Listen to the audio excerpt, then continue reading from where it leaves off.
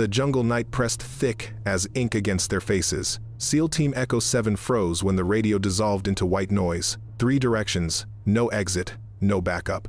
No backup, Lieutenant Marcus Brennan whispered, his voice carrying a tremor none of them had heard before, not in Fallujah, not in Helmand, not anywhere these elite warriors had bled. The enemy was closing, heavy weapons, mortars, 8-to-1 odds. Then, from the mountainside, a cold light flashed, not a flare, a scope. A nameless female sniper erased from all official records began silently transforming the enemy's own arsenal into a ruthless corridor of death. The border forest exhaled cold mist that clung to vegetation like funeral shrouds. Echo 7 moved through terrain that felt wrong, too quiet, too deliberate in its silence. They were escorting a high-value intelligence defector, codenamed Nightingale, 6 SEALs, 1 unarmed civilian, 40 kilometers to the extraction point. Staff Sergeant Dylan Cooper checked his GPS for the 8th time in 10 minutes. The coordinates hadn't changed, but the pit in his stomach had deepened with each step. LT. Something's hinky about this valley. Brennan raised his fist. The team froze. In the darkness, Chief Petty Officer James Rutherford was already scanning thermal. Nothing. But that meant nothing. Good operators knew when to trust their gut over their gear. Comms check, Brennan said softly. Petty Officer First Class Nathan Pierce tried the satellite uplink. Static. He switched frequencies. More static. He tried the emergency band. White noise.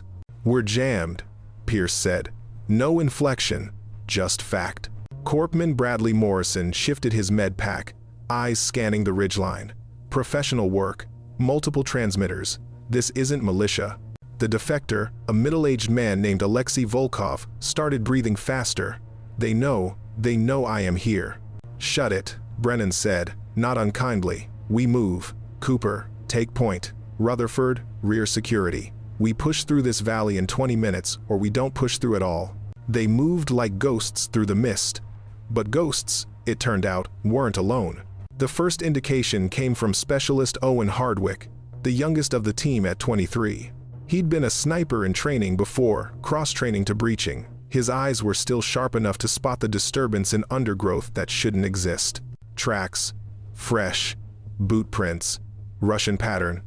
30, maybe 40 individuals. Brennan knelt beside him, touched the mud, still soft, recent, very recent. They're boxing us, Rutherford said from the rear. Classic, L-shaped ambush positioning. We keep moving forward. We walk into the kill zone. We don't keep moving, Brennan replied. We sit here and wait for them to collapse. Pierce was still working the radio, cycling through every frequency he knew. Nothing. Not even carrier waves from their own support base. UAV? Morrison asked. Lost signal 10 minutes ago, Pierce said. I thought it was atmospheric. It wasn't. Brennan pulled his team into a tight perimeter. Weapons out. Eyes scanning. This was the moment every operator trained for and prayed would never come complete isolation in hostile territory with enemy forces converging. Count? He asked Cooper. I'm seeing tracks for at least 60 hostiles. Light armor, probable RPGs, crew-served weapons. This isn't a patrol stumbling on us. This is a planned intercept. 60 against 6. The math was brutal. Volkov's breathing turned ragged. I have information. Chemical weapons program. They cannot let me reach your people. They will kill everyone. Not today, Brennan said, but his jaw was tight. Morrison pulled out his medical kit, doing the mental arithmetic. Every corpsman hated triage calculations for multiple casualties in a prolonged firefight with no medevac. Hardwick chambered a round. So we fight. We fight smart, Rutherford corrected. High ground, choke points, make them pay for every meter. They began moving toward a rocky outcrop when Pierce suddenly grabbed Brennan's arm. His face had gone pale in the green glow of the radio display. LT. I got through to HQ. And? Fire mission denied. Air support unavailable.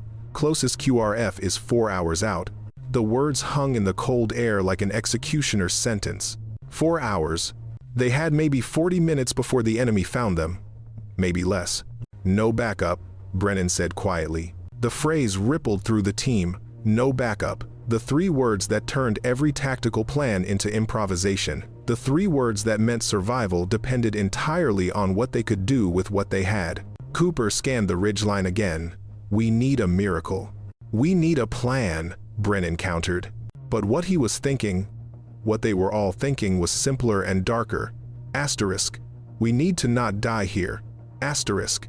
The enemy was moving. They could hear it now, the careful, professional movement of trained soldiers conducting a methodical sweep, radio chatter in Russian, engine sounds from light vehicles positioning at valley choke points. The trap was closing. And then, from somewhere on the mountain above them, something happened that none of them could explain. A single rifle shot. Clean, precise, no echo. 100 meters to their north, a Russian officer dropped without a sound. The enemy patrol froze, confused, looking for the shooter. Another shot. The radio operator fell. Brennan's team went prone, weapons ready, scanning for the sniper. Friend or foe was unclear, but the shots were impossibly accurate, impossibly calm. "Who the hell?" Morrison started.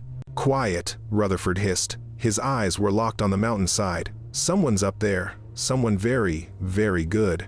In the darkness, barely visible even through night vision, they saw it, a series of tiny light touches, reflections from optical equipment. Movement so slight, it might have been imagination, but it wasn't. On the ridge above, a figure moved through shadows like water through stone. The enemy never saw her coming. They never saw her at all. Cooper was the first to speak the forbidden name. "Ghost Widow." The others looked at him. Rutherford's face darkened. "That's a story, a myth, urban legend from operators who drink too much." "I heard it from a Delta guy in Bagram," Cooper insisted, keeping his voice low. "Female sniper, used to run with JSOC assets. She could turn a battlefield into a graveyard using nothing but the enemy's own equipment." "And then what?" Pierce asked. "She just disappeared?" "She got erased," Cooper said. "Officially. Dishonorably discharged for disobeying direct orders. But the story goes, she saved an entire company that was about to get overrun. Went against orders, stayed on the ridgeline, held off an enemy battalion for 6 hours." Brennan had heard fragments of this story before, whispers in briefing rooms, a name that got mentioned and then immediately shut down. W-13, Ghost Widow, the sniper who wasn't supposed to exist. "If she's real," Morrison said slowly, "why would she be here now?" No one had an answer. Another shot rang out from the mountain. Another enemy combatant fell. The Russian forces were beginning to panic, firing blindly into the darkness, unable to locate the source of the attacks. "Whoever she is," Brennan said, "she's buying us time. We use it. Move to those rocks. Establish defensive position. If this goes sideways, we make them pay for every inch." They moved quickly, professionally, using the confusion among the enemy forces to relocate. Behind them, the mysterious sniper continued her work with mechanical precision. One shot, one kill, no wasted ammunition, no mercy. Hardwick, who'd trained in advanced marksmanship, was transfixed. The windage calculations alone, we're talking shots over 700 meters in zero visibility with unknown wind patterns. "That's not human. That's supernatural," Morrison offered. "Beyond elite," Hardwick finished. They reached the rocky outcrop and set up a hasty defensive perimeter. Volkov huddled in the center, clutching a small waterproof case containing whatever intelligence was worth killing him for. The night grew quieter. The enemy had stopped advancing, reorganizing after losing their command element, but they'd be back, with more force, more caution. "She can't hold them off forever," Rutherford said. "Eventually they'll flank her position or call in heavy weapons." "Then we don't wait forever," Brennan replied. "We push at first light, use whatever chaos she creates." But even as he said it, he knew the odds. First light was 5 hours away. The enemy would be dug in by then, better positioned, more numerous. Pierce suddenly grabbed his radio. "Wait, I'm getting something. Not voice, Morse code. Someone's transmitting in Morse." He listened, translating the dots and dashes. His eyes widened.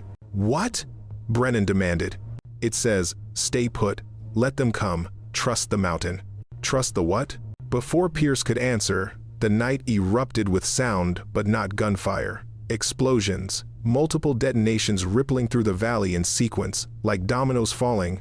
The SEAL team watched in stunned silence as the enemy's advanced positions lit up, with their own munitions detonating, ammunition caches, RPG rounds cooking off, mortar tubes exploding in place. "She's sabotaging their supplies," Cooper breathed. "She's turning their weapons against them." "Impossible," Rutherford said. But he was watching it happen. More explosions. The enemy was in chaos now, scrambling to secure remaining weapons, uncertain if they were under artillery bombardment or suffering some kind of catastrophic malfunction. And through it all, the single, measured rifle shots continued, one at a time, choosing targets with surgical precision: officers, radio operators, vehicle drivers.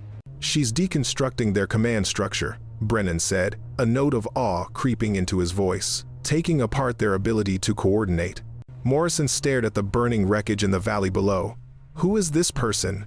Somewhere on the mountain, in darkness so complete she was invisible even to thermal optics, the Ghost Widow worked. She'd been watching Echo 7 since they entered the valley. She'd seen the ambush forming, recognized the tactics: Russian special operations, probably Spetsnaz advisors training local forces. She'd made a decision then.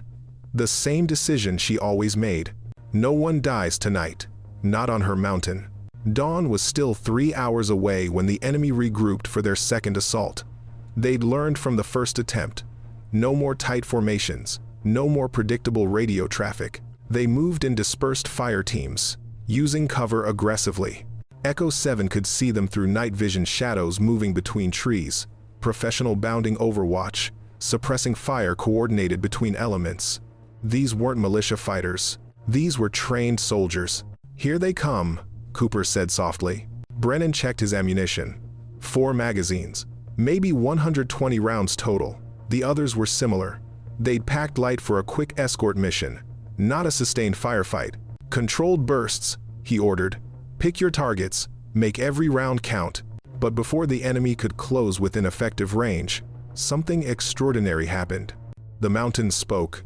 A series of carefully prepared explosions detonated along the approach route. Not random chaos, a precisely orchestrated defensive barrier. Enemy soldiers scattered, confused, taking cover from an attack they couldn't identify. Then the Ghost Widow opened fire. From multiple positions simultaneously. It was impossible. One shooter couldn't be in 4 places at once, but her shots were coming from different angles, different elevations. She'd somehow positioned her rifle and perhaps salvaged enemy weapons at prepared locations, creating the illusion of a much larger force. "She's running a defense in depth," Rutherford said, understanding dawning. "Using cached weapons at different points. Fires a few shots, moves, fires from the next position. The enemy thinks they're facing a platoon." Another explosion. This one took out an enemy machine gun position using the gun's own ammunition. She'd rigged it somehow, turned it into a trap. "Look at the pattern," Hardwick said, pointing. "She's not just defending, she's channeling them, forcing them into a specific corridor between those 2 ridgelines." Brennan saw it immediately. The enemy, trying to avoid the zones of fire, was compressing into a narrow valley approach, textbook terrain manipulation. "She's building a kill zone," he said, pushing them exactly where she wants them. Pierce still had the radio, still receiving intermittent Morse transmissions. New message: "When they bunch, go prone. Cover ears." "That's oddly specific," Morrison said. "Do it," Brennan ordered. The team flattened against the rocks. Volkov followed suit, no questions asked. For 10 seconds, nothing happened. The enemy continued advancing into the valley corridor, concentrating forces to punch through what they perceived as a weak point. Then the Ghost Widow triggered her masterpiece. The entire valley erupted. She'd spent hours in the darkness, setting charges, positioning enemy munitions, creating a daisy chain of destruction that turned the terrain itself into a weapon. Explosions rippled in sequence, controlled, deliberate, each one triggering the next. Enemy ammunition stores detonated. Fuel drums exploded. The very weapons they'd brought to kill Echo 7 became instruments of their own destruction. The sound was apocalyptic. The ground shook, trees splintered, rock faces crumbled. When the smoke cleared, the enemy advance had been shattered. Bodies, burning equipment. Survivors staggering in shock, disoriented, unable to coordinate a response. And through it all, the Ghost Widow's rifle continued its measured work. One shot, one kill, no emotion, no hesitation. Echo 7 lay behind their rocks, stunned into silence. Did that just? Morrison couldn't finish the sentence.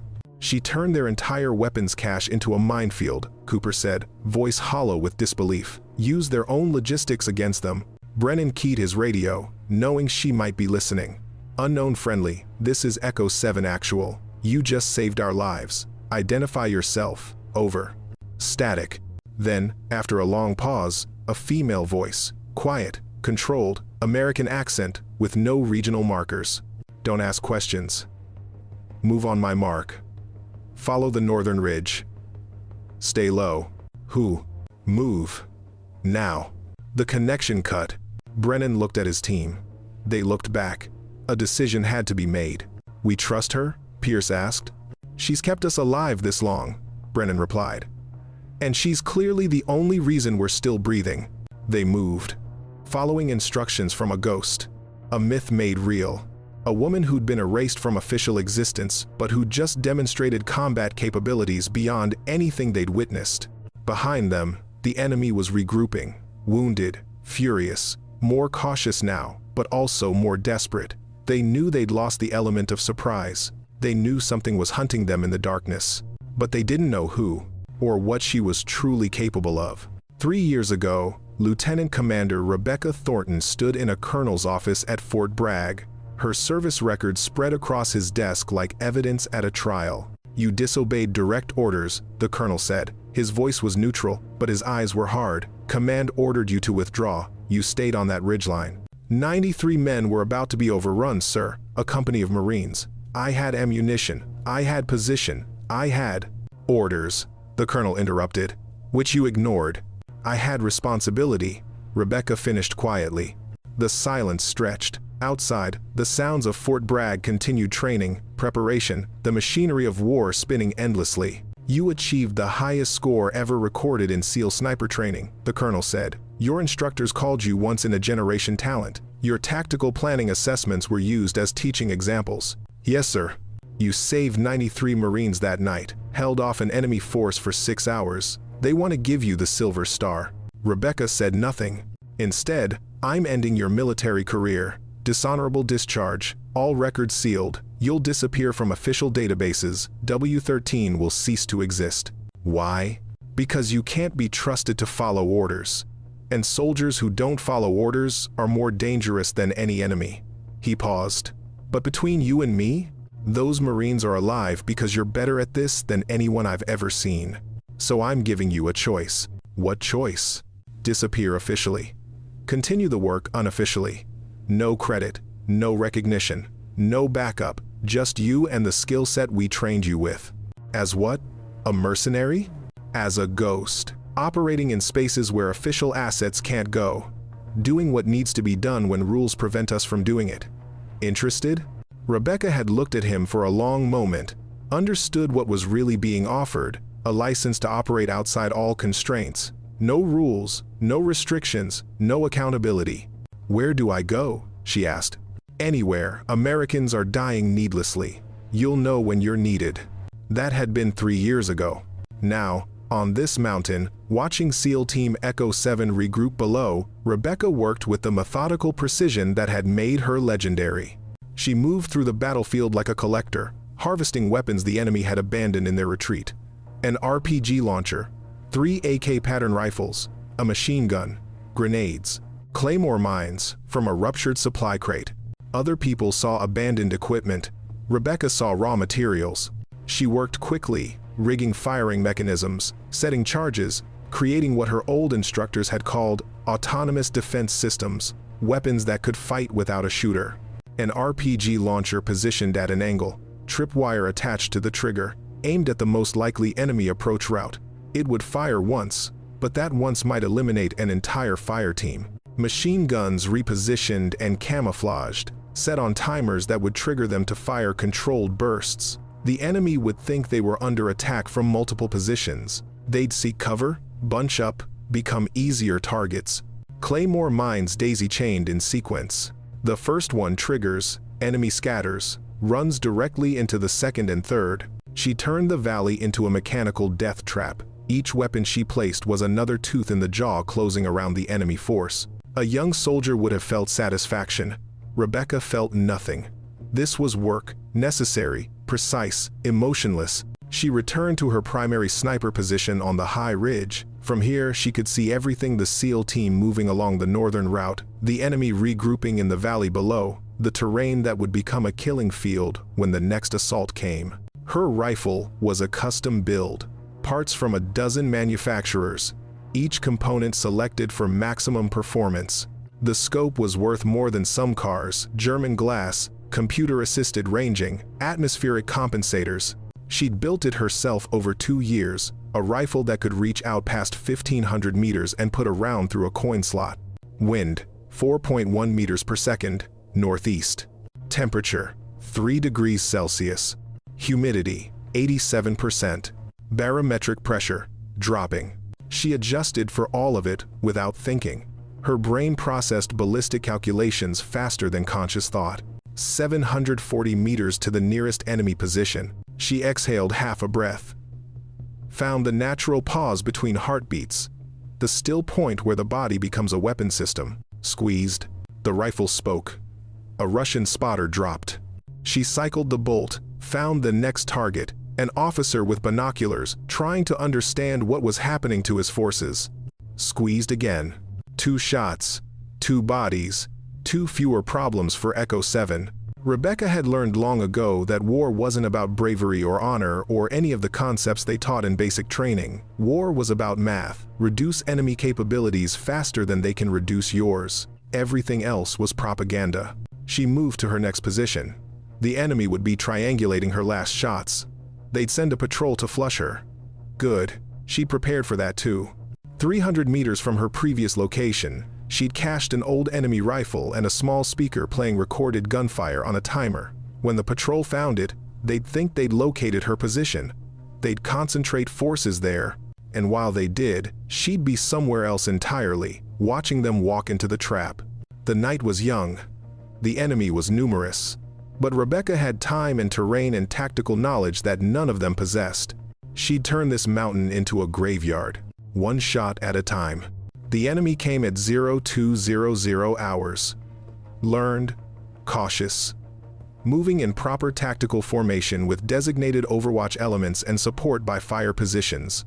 60 soldiers, maybe more, advancing in 3 columns with coordinated radio traffic and professional discipline.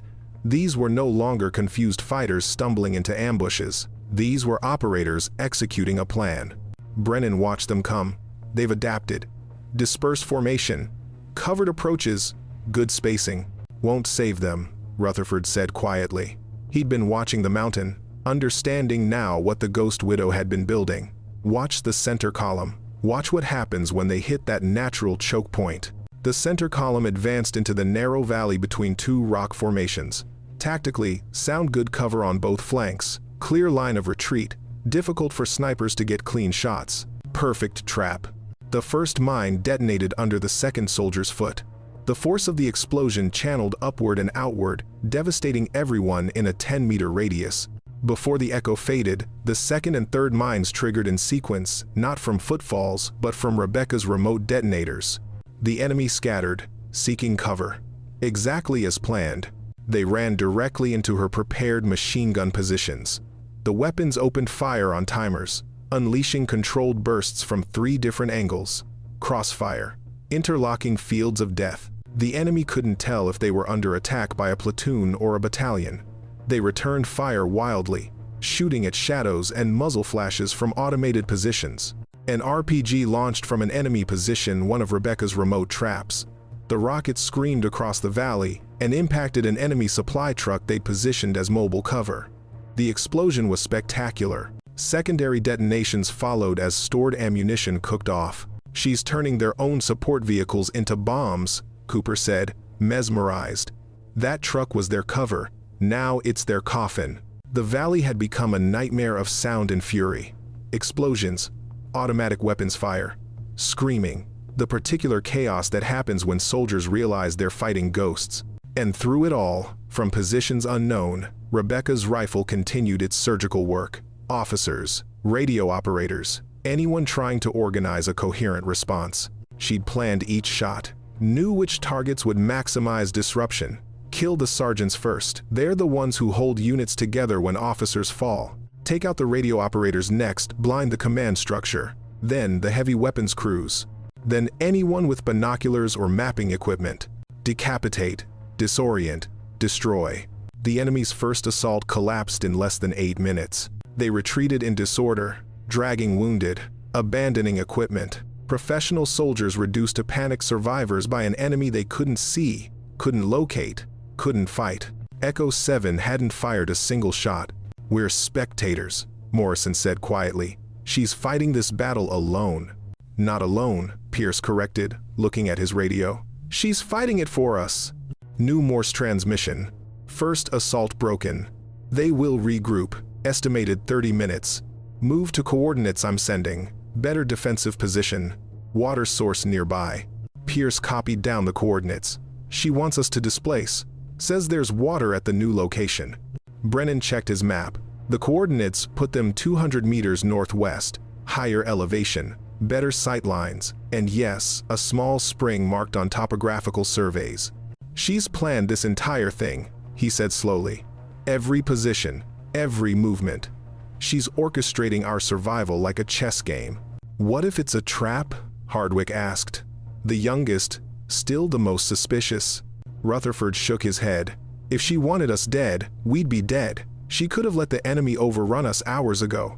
Instead, she spent the night keeping us alive using skills I didn't think were possible."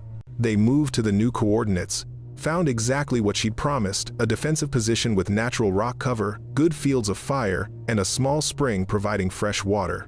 She'd even left cache supplies there, 3 MREs, a first aid kit, extra ammunition for their weapons. How long has she been preparing this mountain? Cooper wondered aloud. "Long enough," Brennan said. "Long enough to know every rock, every sight line, every tactical advantage. This is her territory. We're just visiting." Volkov, who'd been silent through the chaos, finally spoke. "Your country trains people like her? People who can do these things?" "We thought we did," Morrison replied. "Then we kicked her out." "Stupidity," Volkov said flatly. "In my country, soldier like this would be hero of Russian Federation, would train others. Instead you erase her?" "Our country's complicated," Brennan said, but he was thinking the same thing. What kind of military eliminates its most capable operators over questions of obedience? What bureaucratic insanity prioritizes following orders over achieving objectives? He keyed his radio. Didn't know if she'd respond.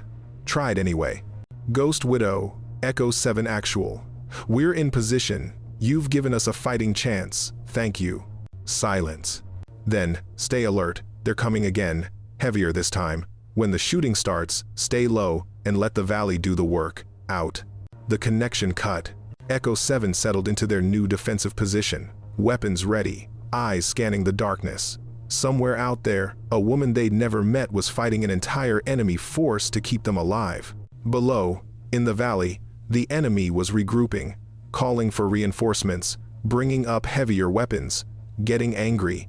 This wasn't over. Not even close. The voice came over the radio just after 0300 hours. Clear, calm, professional. "Echo 7, this is Widow. Time to move. Follow my instructions exactly. No questions, no delays. Understood?" Brennan keyed his mic. "Understood. But we deserve to know who you are." Brief pause. "Someone who's been where you are. Someone who knows what it's like when your own people leave you to die. Now move. Northeast bearing, 200 meters. There's a ravine. Get into it." "That ravine's a death trap," Rutherford said, checking his map. "Steep walls, limited egress. If they catch us in there, they won't. Move. Now." Something in her voice left no room for argument. This wasn't a suggestion. This was operational control. And she had it whether they acknowledged it or not. They moved. The ravine was exactly as Rutherford described, narrow, deep, with walls too steep to climb quickly. Tactically, it was a nightmare. But they'd learned to trust the Ghost Widow's judgment. Once inside, she spoke again. "Prone, Weapons ready. Don't fire unless I tell you. Enemies going to sweep this area in 90 seconds. Let them pass overhead. Stay silent. They flattened against the ravine floor. Above, they heard movement, enemy soldiers conducting a methodical search, working in teams, checking every possible hiding place. Except the ravine. Too obvious a trap, too dangerous to enter, so they walked right past it. When the footsteps faded, Rebecca's voice returned. Clear. Stay put. I'm coming to you. Brennan started to protest. Exposing herself seemed unnecessarily risky. But before he could speak, a figure appeared at the ravine's edge. She rappelled down the rock face with practiced efficiency. No wasted movement, no sound. In the darkness, they could barely make out her features. Short dark hair, lean build, face camouflaged with ash and earth. She carried her rifle slung across her back and wore equipment that looked pieced together from a dozen different military sources. She landed, unclipped, and faced them. Her eyes swept across the team with the same precision she'd used to take down enemy soldiers, assessing, calculating, understanding capabilities instantly. "You're Echo 7, she said. Statement, not question. "And you're Ghost Widow," Brennan replied. "I'm Rebecca Thornton. Was Lieutenant Commander, SEAL support element. Don't exist anymore. Not officially." She turned to Rutherford. "You were at Coronado in 2019. You sat in on my final assessment before they erased me." Rutherford's eyes widened. "I remember. You put 30 rounds through the same hole at 1,100 meters. The instructors called it the best shooting they'd ever witnessed. Then they discharged me for insubordination 6 months later." No bitterness in her voice. Just fact. "Now we move. Enemies bringing up a UAV. Small drone, but thermal capable. This ravine won't hide us much longer." "Where are we going?" Brennan asked. "Up. There's a cave system half a kilometer north. Natural concealment. I've cached supplies there. It's defensible. And more importantly, I've prepared something special for when they follow us." "You've prepared the entire mountain," Cooper said, awe creeping into his voice. "I've been working this area for 6 months," Rebecca confirmed. "Ever since I got intel about Russian operations in this region. Figured eventually someone would need help.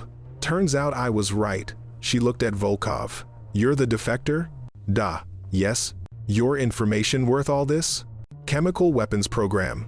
Production facilities. Distribution networks. If I don't reach your people, thousands die." Rebecca nodded once. "Then we get you there. Follow me. Stay 10 meters back. Step exactly where I step. This mountain has more surprises prepared." She moved. They followed. As they climbed through the darkness, Hardwick sidled up beside her. "Couldn't help himself. The shots you were making, the windage calculations alone." "Practice," Rebecca said. 15,000 hours on the range. Another 5,000 in field conditions. You stop calculating after a while. The rifle becomes an extension of thought. You see the target, the bullet arrives. Simple. Nothing simple about it. Everything's simple if you train long enough. She paused, listening to the night. Satisfied there was no immediate threat, continued moving. "You're the junior sniper on this team, Hardwick, right? How did you?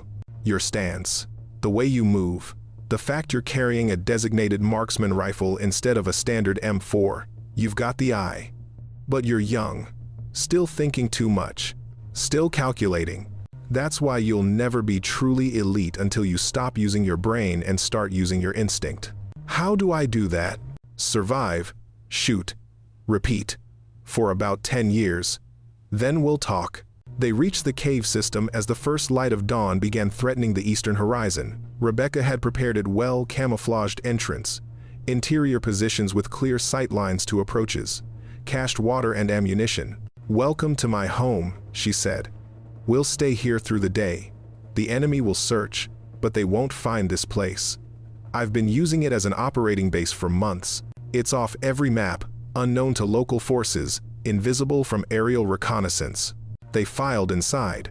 Morrison immediately began treating minor wounds, scrapes, bruises, dehydration. Volkov collapsed in exhaustion. Rebecca moved to a small cache near the cave's rear and pulled out a laptop, military grade, encrypted. She typed rapidly, checking something. "What's that?" Pierce asked. "Insurance. I've been monitoring enemy communications. They've called for reinforcements. 2 additional platoons en route. Estimated arrival 6 hours. We can't hold this position against that many. So we run? Brennan asked. No. We complete the trap. I've spent 6 months preparing this mountain for exactly this scenario. Time to see if my work pays off. She looked at him directly. Your extraction point. How far? 18 kilometers. But without air support, I can get you there. But it's going to cost me everything I've built here. All my prepared positions, all my cached equipment, I'll burn it all to buy you time. Why? Morrison asked. We're nothing to you. You don't owe us anything. Rebecca's expression was unreadable. 3 years ago, Marines died because someone thought following orders was more important than saving lives. I chose differently and got erased for it. You want to know why I'm here? Because no one else will be. Because when soldiers are dying and command says leave them, someone needs to say no. She turned back to her laptop. Get some rest. The next assault comes at noon. And when it does, this entire mountain is going to wake up. The enemy came at 1,147 hours with everything they had left. 3 columns, heavy weapons, armored vehicles. They'd learned from their losses, learned to respect the Ghost Widow's capabilities, learned to fear this cursed mountain, but respect and fear weren't enough. Rebecca had spent the morning setting her final preparations. Every cache she'd built over 6 months, every trap she'd positioned, every weapon she'd salvaged, all of it coming together in one massive orchestrated symphony of destruction. They're using drones, she told Echo 7, watching her laptop screen. 4 UAVs, 2 for reconnaissance, 2 for strike capability. Standard Russian pattern. Can you shoot them down? Brennan asked. Don't need to. I can do something better. She typed commands into her laptop, an encrypted hack tool she'd spent months developing. Give me 3 minutes. They watched as she worked, fingers flying across the keyboard, code streaming past. Cooper, who had some cyber background, tried to follow what she was doing. You're hijacking their drone command signals? Redirecting them. Russian military drones use encrypted channels, but the encryption is predictable if you know the protocols. I don't need to break in. I just need to inject false GPS coordinates into their navigation systems. You can do that? I've had a lot of time to learn. Done. On her screen, the enemy UAVs suddenly changed course. Instead of sweeping toward Echo 7's position, they turned back toward the enemy's own staging area. You turned them around? Morrison asked. Better. I told them they were still flying toward us. From their perspective, they're about to conduct strikes on enemy positions. They don't know those positions are their own. 30 seconds later, the valley erupted as the UAVs launched strikes against Russian forces. Explosions. Chaos, friendly fire from their own technology. Now we move, Rebecca said, shouldering her rifle. While they're confused, follow me, stay close. And when I tell you to drop, you drop. No hesitation. They left the cave in single file. Rebecca led with absolute confidence, moving through terrain she'd memorized down to individual rocks and branches. She was running a mental map of every trap she'd set, every prepared position she'd cached. The enemy was in chaos. Their command structure was shattered. Their UAVs had just killed their own forces. Ammunition caches were still cooking off from earlier attacks. They were numerous but disorganized, a mob, not an army. Drop! Rebecca suddenly commanded. Echo 7 went prone. 2 seconds later, an enemy patrol passed 30 meters to their right, completely unaware of their presence. Rebecca had timed their movement to coincide with the enemy's own displacement patterns hiding in the gaps between their search patterns. When they were clear, she moved again. Faster now. The window was closing. They reached a narrow mountain pass. Rebecca stopped, checking her watch. This is it. The Death Corridor's final act. She'd spent months preparing this choke point. Explosives buried along both cliff faces. Heavy weapons positioned at the far end, remote triggered. The pass itself was the only viable route for the enemy's remaining armored vehicles. They'll come through here in 6 minutes, she said. When they do, this pass becomes a tomb. But we need to be well clear before that happens. So move. Double time. They ran, combat loaded, exhausted, running on adrenaline and the will to survive. Behind them, they heard the enemy approaching engine sounds, radio chatter, the rumble of heavy vehicles maneuvering into position. Rebecca stopped at a prepared position, pulled out a remote detonator. Keep moving. Don't stop until you're past that ridgeline. Go. You're not coming? Brennan asked. Someone needs to time this perfectly. I'll catch up. Go. They went. Rebecca watched them disappear over the ridge, counted seconds, monitored the enemy's approach through binoculars, calculated timing with the precision that had made her legendary. The armored vehicles entered the pass. 3 of them, infantry following, exactly as predicted. She pressed the detonator. The mountain roared. Explosives detonated in sequence, bringing down thousands of tons of rock. The pass collapsed, vehicles crushed, infantry buried. The sound was like the earth itself, screaming in rage. When the dust began to settle, the pass no longer existed, just rubble and silence. Rebecca slung her rifle and ran after Echo 7. Behind her, the death corridor was complete, a masterpiece of tactical destruction built over months and executed in hours.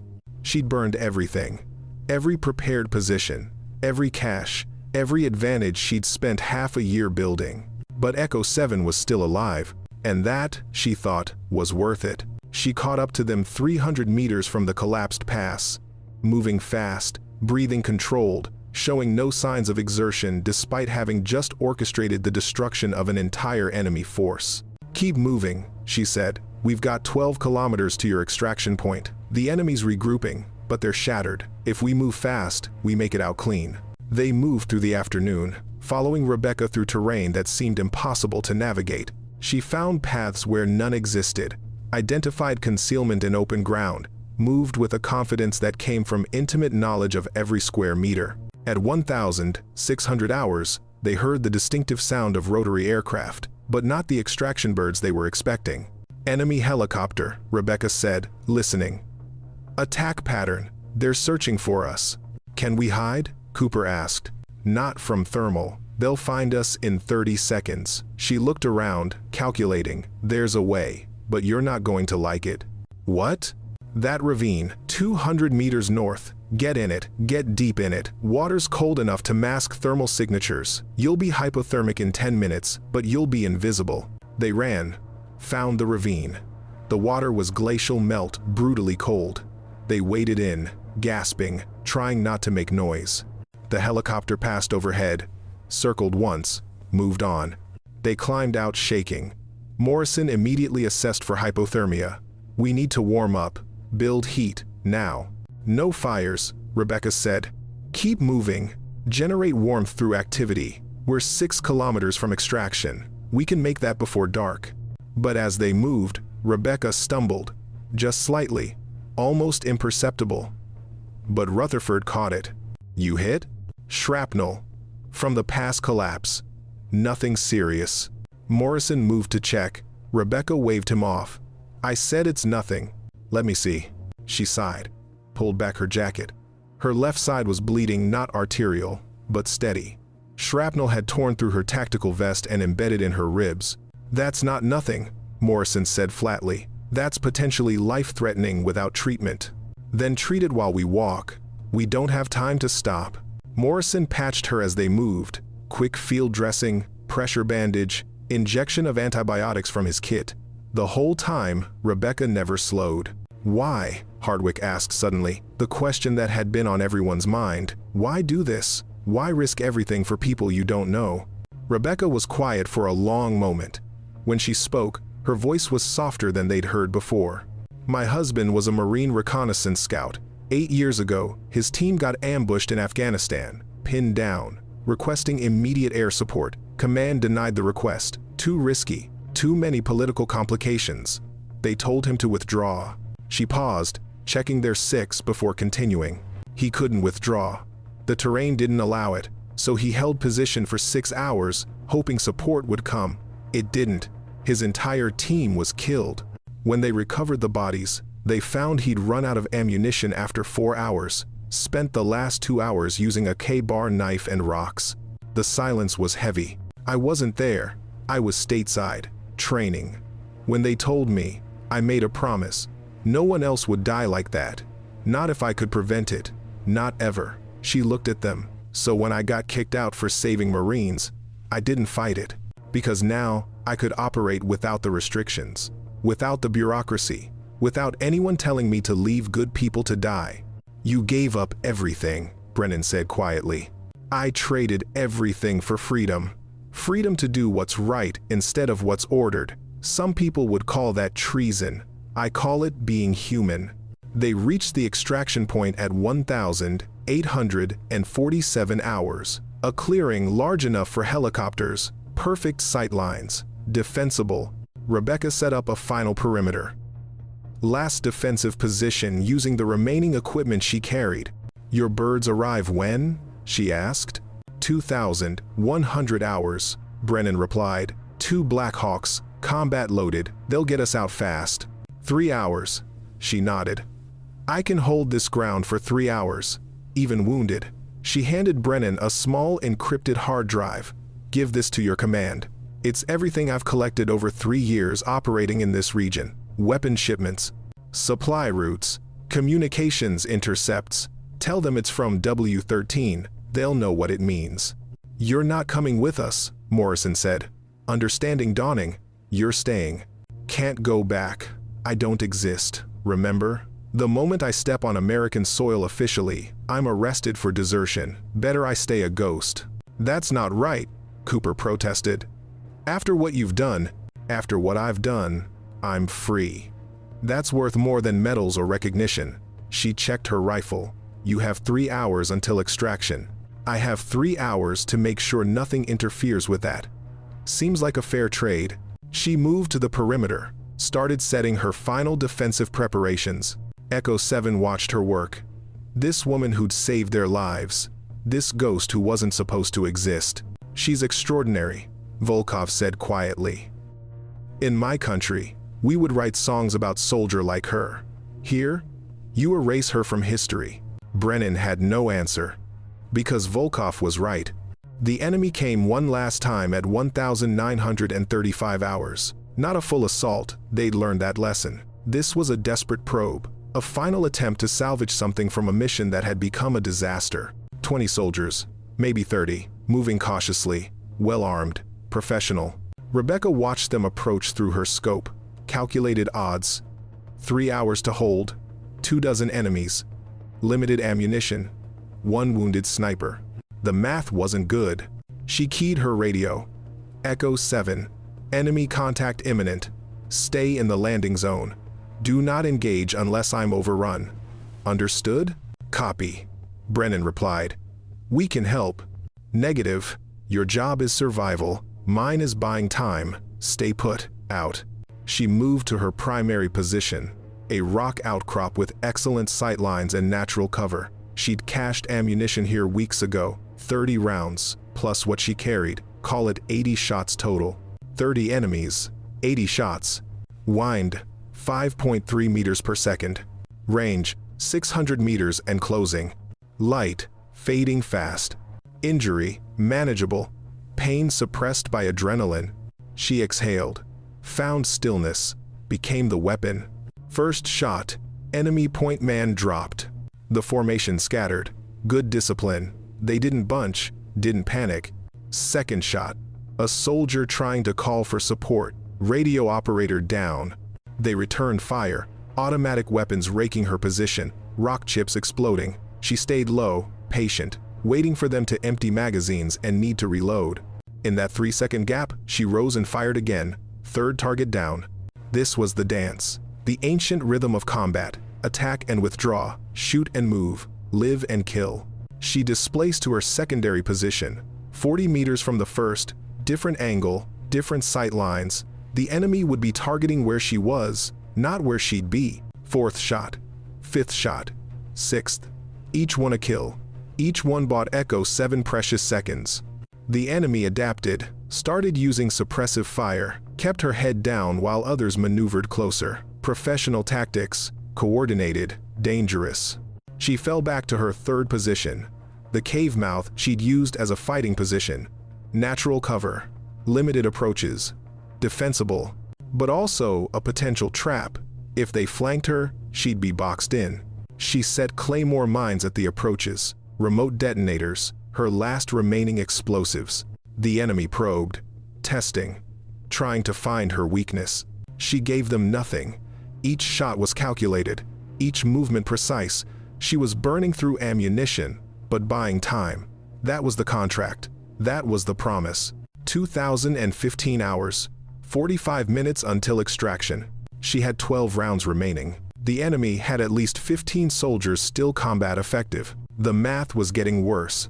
Then Echo 7's radio crackled. Widow, Echo 7 actual, we hear heavy fire your position. We're combat effective. Give us a target and we'll engage. She wanted to refuse. Wanted to keep them safe in the landing zone, but she was running out of options. Copy. If I give you fire support instructions, can you execute? Affirmative. We're SEALs, ma'am. We can execute. Don't call me ma'am. Makes me feel old. Despite everything, a ghost of humor. Stand by. She watched the enemy position through her scope, saw the pattern, understood their plan. They were going to rush her position in 2 teams, one for suppression, one for assault. Classic tactics. Echo 7, enemies going to assault my position in 90 seconds. I need you to hit them from their right flank when I give the word. Controlled pairs, pick your targets. Make them think they're fighting a platoon. Can you do that? Roger, we're in position. Rebecca waited, watched, counted heartbeats. The enemy moved, exactly as predicted. First team laid down suppressive fire. Second team prepared to bound forward. Now, she called. Echo 7 opened fire. Perfect execution. The enemy's right flank erupted with incoming rounds. They scattered, confused, trying to fight a threat they hadn't anticipated. In that moment of chaos, Rebecca stood from cover and fired 7 shots in rapid succession. 7 targets, 7 bodies. The enemy broke, started withdrawing. Their assault had failed, their casualties were unsustainable. They retreated into the forest, dragging wounded, abandoning equipment. Silence descended. Rebecca slumped against the cave wall. Her side was bleeding again. Morrison's field dressing had come loose during the movement. She was tired, more tired than she'd ever been. The radio crackled. Widow, we're clear. Enemies withdrawing. You okay? I'm fine. Hold position. Extractions in 30 minutes. She wasn't fine, but that didn't matter. The job wasn't done. She reloaded her rifle with her last magazine. 5 rounds, just in case. The helicopters arrived at 2,103 hours. 2 Black Hawks, blacked out, flying tactical. They circled once, pilots confirming the landing zone was secure, then descended fast. Echo 7 loaded quickly. Professional, efficient. They'd done this 1,000 times. But they hesitated at the doors, looking back toward the ridgeline where Rebecca had made her stand. Where is she? Cooper asked. Brennan scanned the darkness. Widow, Echo 7, we're lifting in 60 seconds. Confirm your location. Silence. Widow, respond. Nothing. Morrison started moving toward her last known position. Brennan grabbed him. No time. We've got wounded and a defector. We can't miss this window. We can't leave her. We're not. She left us, just like she planned. The helicopter spooled up, pilots making hand signals. Time to go, now. Echo 7 loaded. The Black Hawks lifted, banking hard, gaining altitude, disappearing into the night sky. From the ridgeline, Rebecca watched them go. She'd slipped away while they were loading. Easy to do in the darkness. She'd had plenty of practice disappearing. Her side hurt. The wound would need proper treatment soon, but she'd survived worse. On the ground beside her, she'd left a single spent brass casing. Her signature, hand engraved with the symbol W13. Let them find it in the morning. Let them know she'd been real. Let them tell the story of the ghost widow who turned a mountain into a death corridor and saved an entire SEAL team without recognition or reward. She shouldered her rifle, checked her compass, started walking. There were other mountains, other missions, other soldiers who'd need a ghost when command abandoned them. She'd be there. Always would be. Behind her, the mountain was quiet now. The death corridor had served its purpose. The enemy was broken. The valley was a graveyard of their own weapons turned against them. And somewhere in that carnage was a story that would be told in briefing rooms and tactical schools for years to come, whispered about by operators who'd heard it from a friend, who heard it from someone who was there. The story of a sniper who didn't exist, who saved an entire team using nothing but skill and the enemy's own arsenal, who disappeared into myth before anyone could say thank you. Rebecca smiled. That was exactly how she wanted it. Ghost Widow.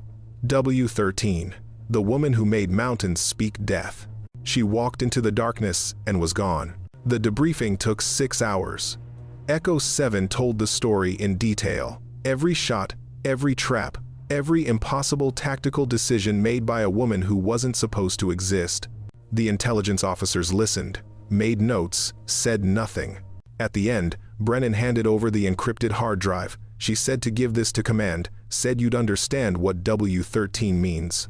The senior officer, a captain with 30 years of service, took the drive, held it like it was radioactive. This debriefing is classified, he said. Everything you've told us, everything you saw, it doesn't exist in official records. Clear? Sir, Brennan protested. That woman saved our lives. She deserves to stay hidden, the captain interrupted. Because the moment we acknowledge her existence, we have to explain why we erased her in the first place. We have to admit that our best operator is working outside official channels. We have to answer questions nobody wants asked. He stood, looked at each member of Echo 7. You saw a ghost. Ghosts aren't real, but sometimes they save lives. Sometimes they're exactly what we need them to be. Understood? Sir, Rutherford said quietly, respectfully. That's coward's logic. Hiding behind bureaucracy, while one woman does the work of a platoon. The captain's expression softened, just slightly. I know, but that's how it is, how it has to be, for her safety as much as ours.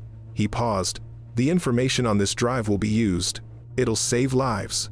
Operations will be conducted based on her intelligence. She'll have impact, just not credit. And that's supposed to be enough? Brennan asked. It'll have to be. The debriefing ended. Echo 7 was dismissed.